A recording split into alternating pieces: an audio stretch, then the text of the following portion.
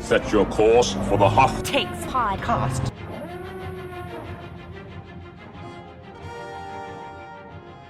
Welcome to Hoth Takes. I'm Eric Yeller. And I'm Grace Seegers. And Haley Birdwilt could not be with us for this episode, but that's okay because this time around, Grace and I are going to talk about The Acolyte, the upcoming Star Wars TV show that's supposed to offer us a look at an entirely new era in the Star Wars timeline with a darker and more mysterious tone than most of the content that we've seen before. And our sort of news peg for this, if you will, is that the star of the show, Amanda Stenberg, recently did an interview with C Magazine, in which she talked a little bit about what it's like to join the Star Wars universe and a little bit of what The Acolyte is going to be about. So I figured we would revisit this show. First time we've talked about it in depth since it was announced as part of the upcoming slate, because I think that there's a lot of interesting stuff here that could point the way toward the future of Star Wars in terms of tone and also in terms of the eras that we're going to be exploring. So maybe we could start with some basics. So let me just read the sentence or two that StarWars.com included about The Acolyte when they announced the cast of the show. Here it is. The Acolyte is a mystery thriller that will take viewers into a galaxy of shadowy secrets and emerging dark side powers in the final days of the High Republic era. A former Padawan reunites with her Jedi Master to investigate a series of crimes, but the forces they confront are more sinister than they ever anticipated. Dun, dun, dun. So that's very interesting. The cast is stacked. In addition to Amanda Stenberg, we have folks like Manny Jacinto, Daphne Keane, Jodie Turner-Smith, Carrie-Anne Moss, so some names that folks will recognize from some of their favorite TV shows and movies. It's coming sometime this year. We don't know exactly when, and that's pretty much all we know about it at this point. The showrunner is Leslie Headland. You might know her from Russian Doll, very popular show. I got a few episodes into it. I did not get enough into it to keep watching, but I might have to revisit it. But I want to talk to you, Grace, about what we know so far and what it can tell us about the show. So let's start with the timeline. The show is set at the end of the High Republic era. This is an era that Lucasfilm has previously only explored in books and comics. This is their big literature project starting at the beginning of 2020, 200 years before the Phantom Menace, if I'm remembering that correctly, possibly before A New Hope. I'm not sure, but 150, 200 years before the Skywalker story. It's a time of peace that is interrupted by a conflict with a group of marauders. It sees the Jedi face their greatest threat yet, and this show is at the end of that time period, still a time of galactic peace for the most part. Are we excited to go this far back in time at this point in the franchise and kind of get away from the Skywalker era? I'd be curious, Grace, what you think.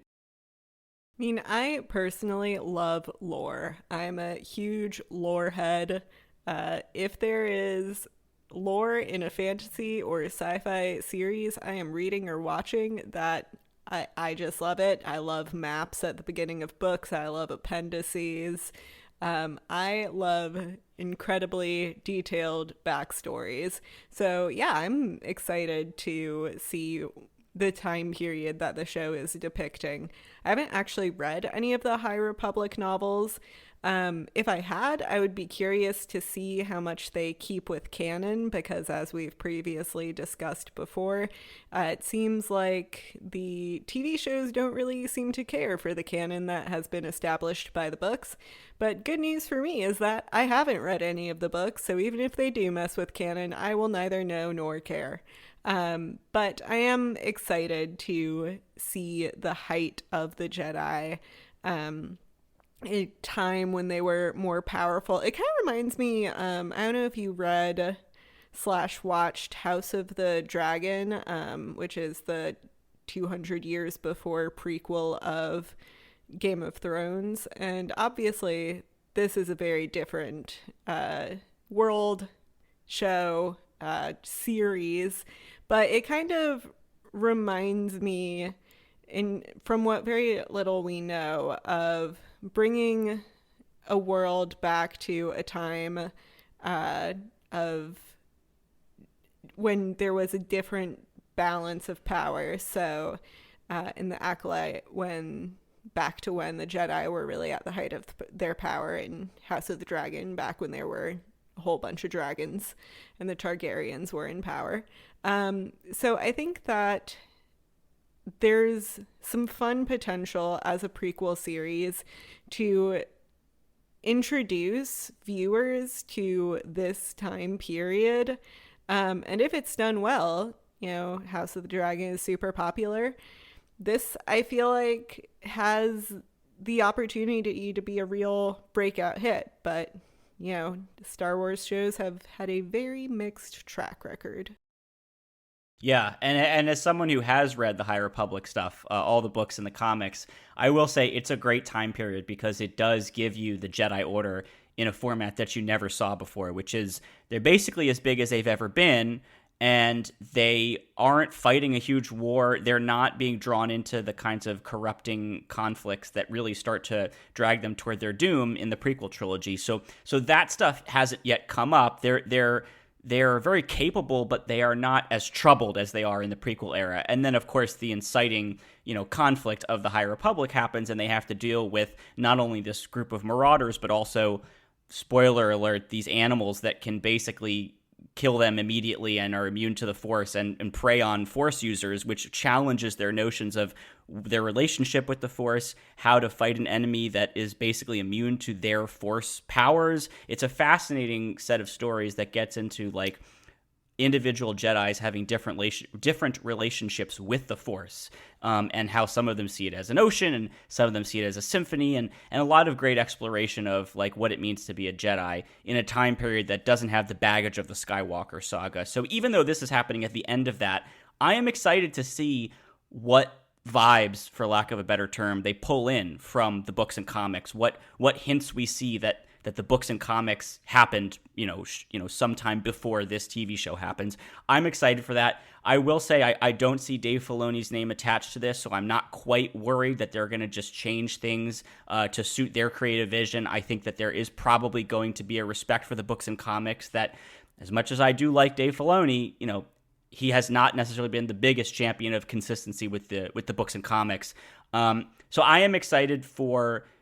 It's the first time, I think, correct me if I'm wrong, but it's the first time that we're going to see a live-action TV show in a new era that was created in the books and comics. I guess to some extent you could say the sequel trilogy, but that comes after the books that they put out in the New Republic era, quite a bit after. So I think this will be the first time that we see them try to adapt some of the trappings of this entirely new era, and see what that's like. And I will say, for those who are interested in High Republic continuity with the TV show, Rebecca Henderson, who's an actress, will be on the show playing an older version of a main character Jedi who was introduced in the books. So significantly older version of the character. I'm very interested to see how they figure out how to establish some continuity there and make it clear to the folks who know her from the books, like, oh, that's who that is, right? I can see that continuity in that character. I want to ask about a few of Leslie Headland's teases for the show. She said a couple very intriguing things about the show, and I'd like to get your perspective. So I'm just going to read these, and maybe we can talk about them. Here's the first quote. It's from the perspective of the bad guys, or the villains of Star Wars. These are people who are using the Force in their own way, dipping into the darker sides of the Force, and are doing it without being sanctioned by the larger institution, which in this case is the Jedi. Unquote. She's also described the Darksiders as the underdogs of the show, because, again, there are so many Jedi out there and presumably very few Darksiders. And I thought this was very interesting. She's compared the show to Frozen meets Kill Bill. And the Frozen part is what's interesting to me because she says it's about, quote, the villain actually being a powerful, misunderstood woman, unquote. And then I guess the Kill Bill thing is there's going to be a lot of sophisticated martial arts on the show as well. So that's exciting. But Grace, what do you think about this idea of turning the tables a little bit and giving us the dark side characters as the scrappy underdogs who are experimenting with something that is prescribed by the larger institution? I will be really interested to see how much of those villainous, or how many of those villainous characters are actually in the Jedi Order and how much they are working outside of it. So if she's referring to people who are using the Force in their own way, does that mean we're going to see people outside of the order doing their own thing, or are we also going to see people within the order secretly doing something and subverting the powers of the Jedi for their own ends? Are we going to see sort of the beginning of the corruption within the Jedi that we see in the prequel series? Does it take root here? So I'll be really interested to see that. And the idea of Darksiders as the sort of underdogs, that's intriguing to me. I feel like I can't pass judgment on it until I see it. But I do like the idea of not really knowing who you're supposed to root for. I think that can be a very fun trope when done well. As for the Frozen meets Kill Bill, I'm more interested in that Kill Bill quote or analogy, because Kill Bill, as you probably know, is a very, very violent and gory movie. Yes. So is she just talking about, like, it'll be stylistically like powerful, badass woman? Or is she saying it's gonna be like rated R, like there's gonna be violence and blood? And I would suspect the former because it's Star Wars, but you never know. And I would certainly be very interested to see a more rated R Star Wars show, as we've previously discussed. Also, I love a girl boss. I love a villainous girl boss. I am excited to see whatever that may be. Yeah, I think the moral ambiguity element, in terms of like, who are the main characters? Are we sympathizing with them? What do they want? Can we imagine ourselves wanting that too? Is an interesting thing for Star Wars to do, because again, you go back to Star Wars roots. It's a fairy tale with very clear good and evil. And, you know, sometimes I like it when they push the boundaries of who are the main characters, who are we rooting for. Other times I feel like there's a way to do it well, but there's a way to stray from the founding vision of Star Wars. And that's not to say that you can only do rehashes of A New Hope. It's just to say that embedded in A New Hope and the whole original trilogy are basic principles of storytelling that I think all Star Wars has to hold dear. And I'm struggling to see how this is going to align with that. I mean, it's going to be a fresh take, right? It's going to be characters that we previously haven't been, rooting for necessarily. But I think, it's going to walk a fine line between showing us people who, we start to sympathize with in certain ways, even as we hold them at a distance because we know that they're the bad guys, but then maybe tipping over into like losing sight of the true core morality of Star Wars. I don't want the show to try to present Darksiders as heroes if what they're doing, when they tap into the dark side is hateful and discriminatory or destructive, right? I think I'll be very interested to see, what are they doing when they're dipping into the dark side in this way? Why are they doing it? What are they trying to accomplish? And one thing I will say is, currently in the High Republic, there's a character who, in order to defeat these Force-killing monsters, basically strayed too far from the light side and has been corrupted, but still wants to help the Jedi defeat these monsters, and the Jedi have to figure out how far are they willing to go in working with this guy and condoning his methods. And that is an interesting idea for me. If they're dipping into the dark side to accomplish a good, admirable goal, then you don't have to worry so much about like, well, they're trying to make these mass murderers, sympathetic by showing that they have a social life, right? I don't want that. But I want something that's a true gray area to expand our conception of who can be a main character. And to be fair, Leslie Henlon also had a quote where she said, "We have more Jedi than you've seen in any of the Star Wars content, but at the same time, I think you see more morally ambiguous characters than you've seen in other Star Wars content." So I think there is an attempt to make them, again, morally ambiguous, right? Not just like clear-cut bad guys who have a heart of gold or who have, a spouse or a group of friends, and so what if they're the bad guys because they have friends? I think it's like, they're tapping into the dark side, but they're not classic Sith Darksiders with a capital D and a capital S. But maybe I could just be reading too much into that quote. I think you do raise a good point about the need for these morally ambiguous and perhaps even negative figures to not be portrayed in a way that appears to be glorifying them, and that being at odds with the original morality of Star Wars. But I do also think that no matter how nuanced a portrait can be, there are always going to be people who misinterpret. There are always people who think, like, actually, Thrawn's the good guy and Thrawn is right. Or people who watch Breaking Bad and are like, yeah, we should aspire to be like Walter White. Like, they're just people who watch shows, see the morally ambiguous anti-hero or downright villain, and are like, yeah, no, actually that's good. So obviously you can try to mitigate some of that in your storytelling, but also I don't think there's a need to dumb down or make it overly simplistic either. And I think you're right, Eric, that the trick is to really find a way to explore the gray in a way that is interesting. And we've seen with Andor, which is probably the most morally ambiguous Star Wars content, definitely the most morally ambiguous show. Like, there's a way to do that and to do it well. So I have high hopes that this can be accomplished, and I think that, judging by Leslie Headland's quotes, she has some really intriguing ideas about what she wants this show to be and about even who the Jedi are. So I'm looking forward to it. I'm going to put my faith in her.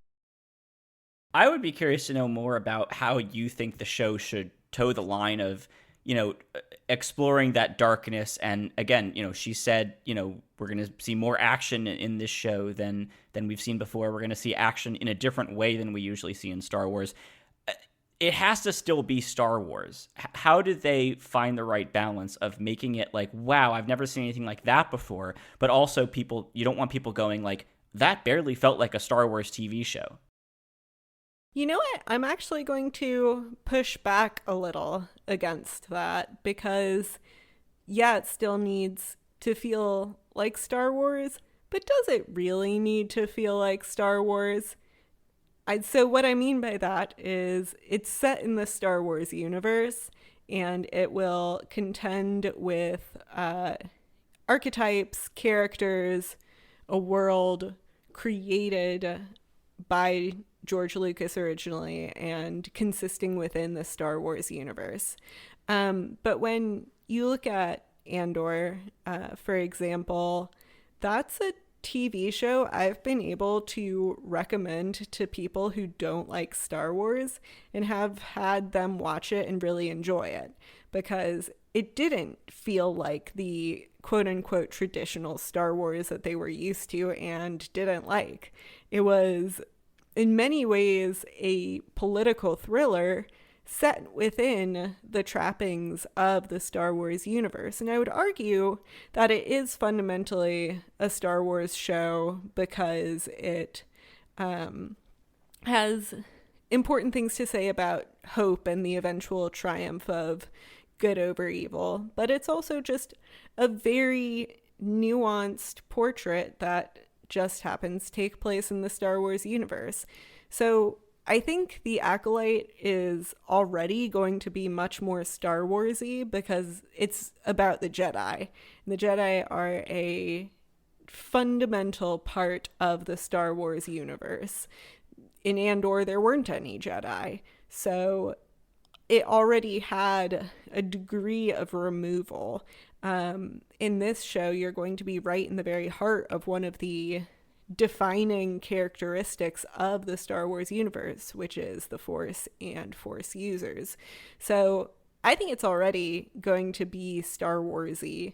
But I also don't think that there should necessarily be that pressure to feel Star Warsy, as it were, because it's possible to tell an interesting story within that universe that fans will feel like can be true to that universe, but could also be accessible for people who aren't as big fans. Yeah, I think you're right that there's room for something that pushes the boundaries of what Star Wars can be in terms of things like tone. I guess it maybe if I were to clarify what I mean by like you don't want it to not feel like Star Wars, I think there are some lines that Star Wars should never cross. So one of them would be like explicit sexual content, right? Pretty obvious. I think most folks would probably agree that that is something that just too narrowly limits what the audience for Star Wars, right? I would say another one is extreme violence. So I'm talking like John Wick level, right? I don't necessarily think that anybody has described this as having John Wick levels of violence, but like thinking about the tone and thinking about, again, the amount of action, the amount of like martial arts, I worry about it leaning too much on violence, perhaps even rising to the level of some kind of graphic violence. And I just don't think that's going to happen, because I think that if there's one thing Disney's good at, it is trying to sand the edges off of transgressive media. And in this case, and this case alone, I would say that if they are trying to restrain some of those impulses, that's a good thing, because I do think that would limit the audience for this kind of content too much. Or I think as much as we talk about it being adult and being something where like a lot of that stuff is not necessarily going to resonate with kids, I do think kids can watch it and get enough of it to enjoy it.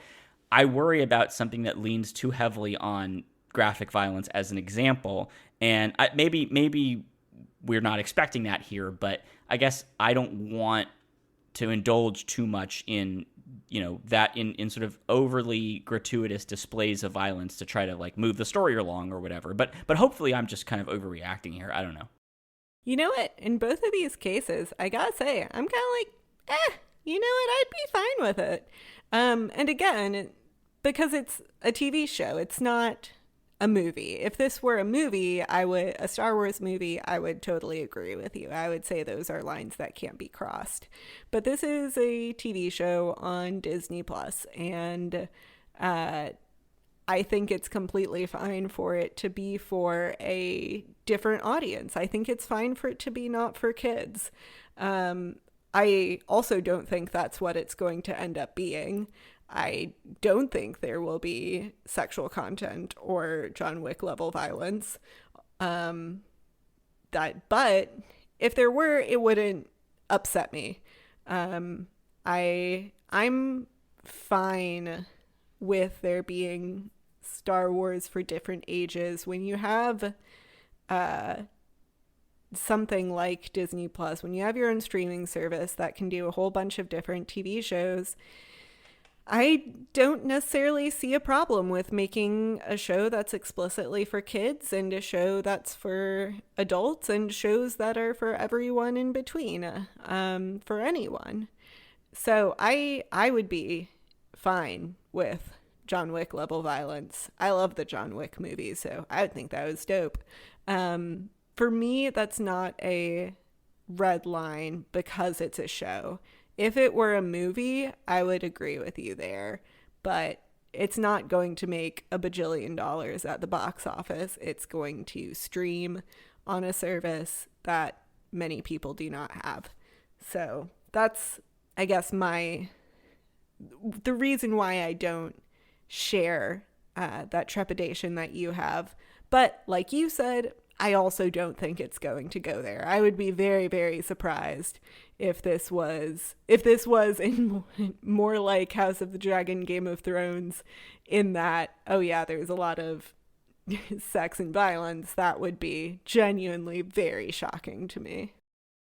Yeah, and I think, maybe there's a conversation to be had about, like, to what extent should Disney, as the steward of the franchise, generally try to keep everything pretty accessible to anybody who wants to jump in, so that you can feel like you are getting the full story. And maybe, even as I asked that question, maybe that's just a relic of a time when Star Wars was all about one family story, right? Maybe in an era where we move beyond the Skywalker saga, there is less of an impulse by the corporate overlords to say, everybody needs to be able to understand the whole narrative through line of the story we're telling here. Because now they're telling stories that are completely unrelated. And so if there's something happening over there 200 years before The Phantom Menace and you wouldn't let your 13-year-old watch it, like maybe that's fine because it won't detract from their understanding of Luke Skywalker's family story, right? Maybe that's kind of the answer to this is like as they start telling new stories, they're more comfortable closing off certain stories to certain people because of whatever legal or, moral, constraints folks might have, right? I mean, that's kind of what I initially went into this is like, I don't want somebody to not be able to let their kid watch a show that is building out this universe, but maybe when it's not just one big story, that's okay. They have plenty of other shows to watch, Yeah. If it's not, if someone comes on screen in the Acolyte and says, "Hello, I am Anakin Skywalker's great-great-great-great-great-grandmother," or whatever, then maybe those concerns about it all existing within the same family, as you say, would be more immediate, but I doubt that is the case, although it would be funny. Or maybe somebody's like, somehow Palpatine was born. So there's another interesting thing about the show, which is, as we said, the High Republic is generally a time of peace. So the show, one thing we know about it, they've said this, it's not going to be focused on some big galactic conflict. And Amandla Stenberg has said that without focusing on a war, you can really focus on people and tell a story about moral ambiguity of people, rather than trying to link this to some bigger conflict. Is that interesting to you, Grace, or would you prefer this to be rooted in some bigger conflict? Well, it's called Star Wars, not Star Peace, but the show is called The Acolyte, not Star Wars. So all of that is a very glib way of saying I think it's perfectly fine to look at that period in history, but also I do think it's interesting because war brings a lot of opportunity for ambiguity and nuance in storytelling, but that's also a chance. There's also a chance to look at that in peace as well. And we know that whatever occurs at this point will, tangentially or not, contribute to a war 200 years down the line. So I do think that there's the opportunity to look at root causes of some of those issues. And I'm very in favor of a more character-driven story. As much as I love lore, and I truly do, characters are what make the lore work. I love the point that you made about how inevitably we are going to go from here to the Skywalker saga, because I'm curious what you think about this, but personally, I suspect that Disney will not be able to resist slipping some kind of forward-looking nod or wink to the Skywalker saga into this show somehow, right? It's not going to be a cutaway to Palpatine being born, but it's going to be something more thematic, right? And what I mean by that is we're going to start to see elements of society slipping towards that prequel era corruption and decay. We're going to start to see indications of how we get there. And in fact, that's something that Leslie Headland, I believe, has talked about, which is when she watched the prequels, she wanted to know, how did we get there? And I don't think it's going to be the Game of Thrones, like, here's how the people that you know are born and here's how those houses maneuver into position. I think it's going to be, here's how the structural forces are such that Palpatine, when he comes along, can start playing them like a fiddle. And as much as I'm here for something that's disconnected from the Skywalker saga, a character study, I got to be honest, I think they're missing an opportunity here to start showing some of those structural, musical chairs being moved into place. But is that something that you are interested in seeing? Well, we don't know that they're missing that opportunity yet, because it could be dealing with those structural forces. So I wouldn't go that far, but I do think that one of the things that makes Star Wars so intriguing has always been the politics. That's what I enjoy the most about the prequels. That's what I love about shows like Andor, even like the Clone Wars and Rebels. I think that both of those shows have a really sort of delightful perspective and depiction of galactic politics. So I would be very interested to see some of those larger structural forces. And again, I think seeing it through the perspective of the Jedi, how the Jedi operate, and perhaps the corruption at the heart of the Jedi beginning here, I think that would be very interesting. Yeah, and as much as I guess maybe let me clarify, I'm not saying that they're already missing the opportunity. I just think if they don't do something like that, it would be a missed opportunity. But I want it to be very tangential. I want it to be very much in the background. I don't want this to turn into the House of the Dragon for the Skywalker saga, and I don't think it will, to be clear. I don't think that it will. I think they've got a clear vision for what they're doing here, and it's not tethered to the Skywalker saga, and I'm excited about that. I do wonder how they are going to... I wonder if the tone is just going to blow us all away in terms of surprise at, like, again, to our earlier point, like, how is this a Star Wars show, right? Like, with the character focus, with the focus on a different type of character, without the big conflict to drive the story, I wonder how they're going to keep us hooked from episode to episode. I wonder what the inciting conflict and drama will be if it's more of a character study. Again, it's not something we have really seen before in Star Wars. People might be tempted to say, like, oh, the Obi-Wan TV show, the Ahsoka TV show, right? Because those are about individuals, but they're not really, right? The Ahsoka show is essentially just a Rebels sequel. The Obi-Wan show is just filling in story points that this character happens to be at the center of. It's not really a character study of him. So I think that we're in for possibly a big surprise here in terms of, like, some of the conventions that we're used to in live action Star Wars storytelling, I think are going to be thrown out the window for this show. And I think that's exciting. Yeah. I probably would have been a lot more skeptical pre-Andor, but after being so pleasantly surprised by Andor and how good it was and how different it was, and knowing what I do about Leslie Headland, I watched all of Russian Doll and I really loved it.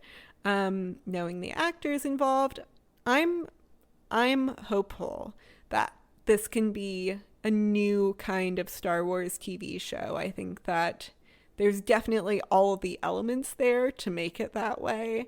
So I would honestly be more surprised at this point if it is bad. I am anticipating it to be maybe meh because, never get your hopes up too far. But I am not anticipating it to be something I actively dislike. My hope, of course, is that it's wonderful, but can't be too optimistic. Yeah, I was going to ask you about Russian Doll because, as I said, I only watched the first few episodes. Does it give you any clues for how you think she would approach a Star Wars TV show? I mean, not to ask you to read too much into it, but, like, impart your wisdom, your Russian Doll wisdom to me about, what we can expect from her in Star Wars. Well, Russian Doll definitely has at its core a complex female character. So I think that bodes well for having the protagonist of this show hopefully be a complex, but definitely a woman character.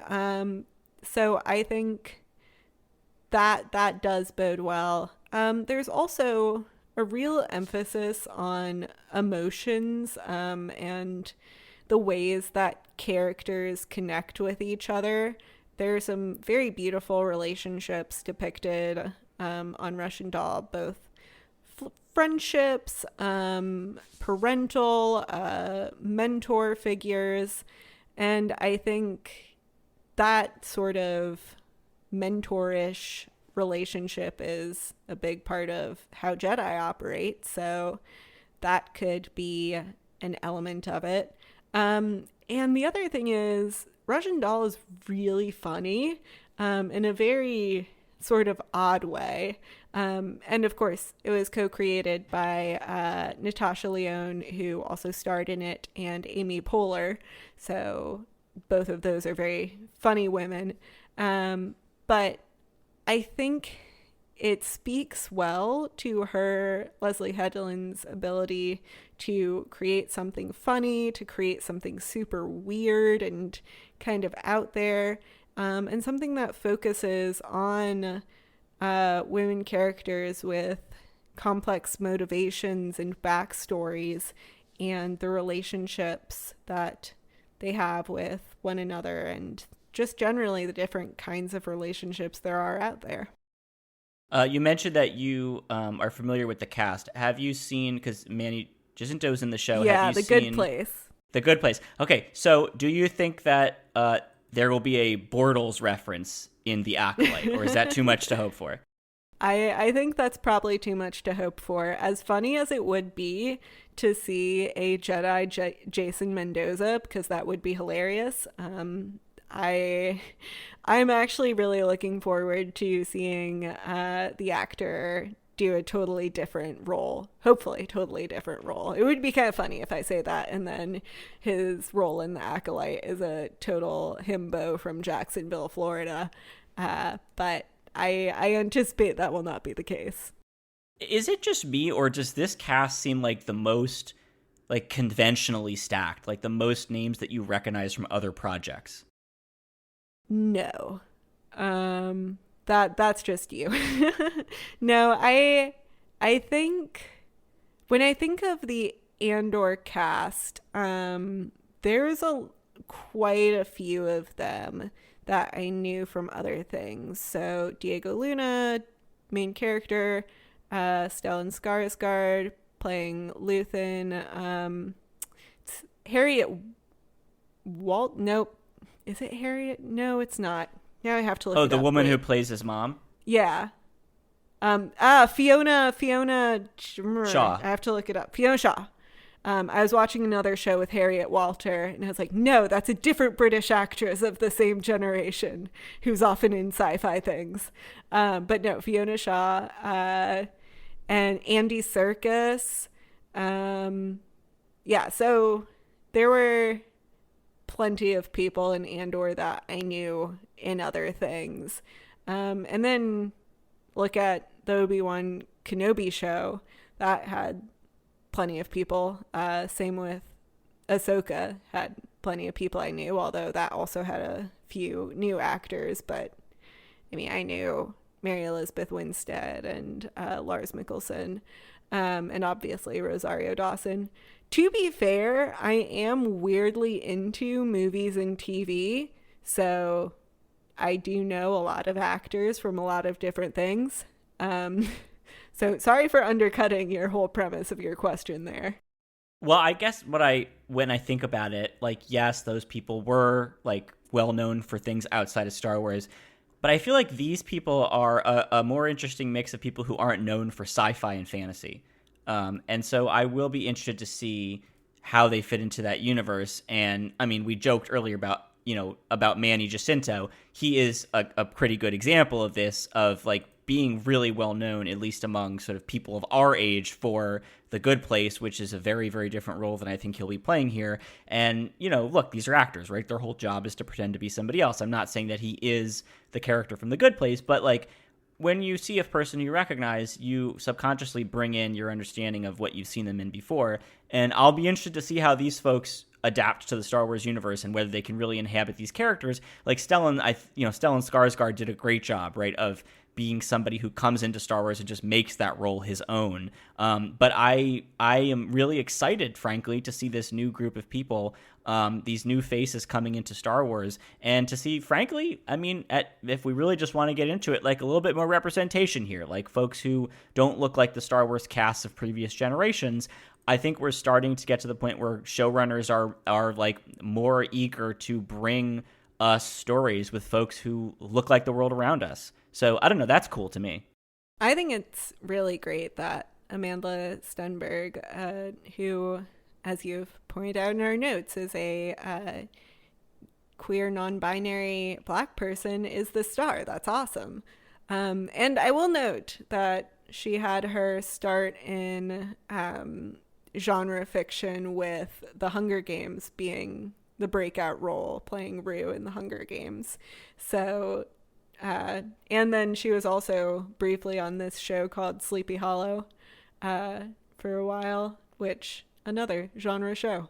But I'm really excited to see Amandla in this. I think it's such a fun opportunity. I'm really looking forward to it. And one other thing I'll say, since I can't say anything about Russian Doll because I didn't get through it, but in terms of like forecasting, what are we expecting from Leslie Headland? I do want to just mention that I'm excited about her because of this quote from Kathleen Kennedy. This is from a Vanity Fair article a while back about the Acolyte. And Kennedy said, "She is a gigantic Star Wars fan. What's wonderful about Leslie is she knows it all. I mean, she's read a gazillion books inside the EU. There are little bits and pieces that she's drawing from that no one has explored yet in the on-screen storytelling." So that's very exciting to me. We haven't seen anybody do any real deep cuts from the EU in the darker and more ambiguous part of Star Wars. We've seen, ships getting canonized and, obviously Thrawn has been canonized, right? But like pulling little bits and pieces from the depths of the expanded universe, that is really interesting to me, and that's really exciting. And frankly, there are a lot of EU stories that I think are fertile ground for this show in terms of the characters, the factions, the storylines. I think if she was looking for inspiration and she pulled in some things from the EU, I can't even begin to imagine what that might be, but I'm really, really excited about that. When we were talking about earlier her quote on an emphasis on villains and anti-heroes, it made me think of an EU book that we actually read for this podcast about Darth Bane. Was that his name? Yep. And I don't remember what time period that is, if that's around this time period or what. But it really reminded me of that character. So if she truly is an EU nerd and has read all of those books, I feel like I could see a character like that, if not that actual character, showing up. Yeah, so Darth Bane, there's a whole can of worms about like how much should we try to sympathize with someone who's like very, very clearly just an evil guy, right? Even though he had trauma in his past, he goes on to weaponize that in a very unhealthy way. It is set about 800 years earlier than this show would be, but I don't know. That doesn't really matter. I mean, the point is just it's before the Skywalker saga. It's at a time when the Jedi and the Sith have a very different relationship than they do in the Skywalker saga. So that part, there is a parallel there, even if the specifics are not exactly the same. But I do think that getting us to rethink how we see the Jedi as an institution, which the Darth Bane books really try to do that to some degree, there's fertile storytelling there too as well. And I think that again, I don't know what she's pulling in from the EU. I'll be very interested to see if it's like just a little cameo of a character or if it's more like some of the themes, some of the storylines. Again, there's a lot of places that she could go. All right, that's it for this episode of Hoth Takes. Thanks so much for listening to our discussion of The Acolyte. If you want to share your thoughts about this episode or suggest topics for future shows, you can email us at hothtakes@gmail.com, or you can find us on Twitter, X. We are at Hoth Takes. I'm Eric Geller on Twitter. Grace is Grace_Seegers, and Haley is Birdinator. Speaking of Haley, she made our wonderful logo and banner art. I edited this episode, and I also put together our music, which, as always, we want to point out, all Star Wars music and sound effects is the intellectual property of Lucasfilm. You can find a complete archive of past episodes on our website, hothtakes.wordpress.com. And if you like the show, share it with a friend. You can find Hoth Takes on all the major podcasting platforms, including Apple Podcasts and Spotify. We'll see you next time. May the Force be with you.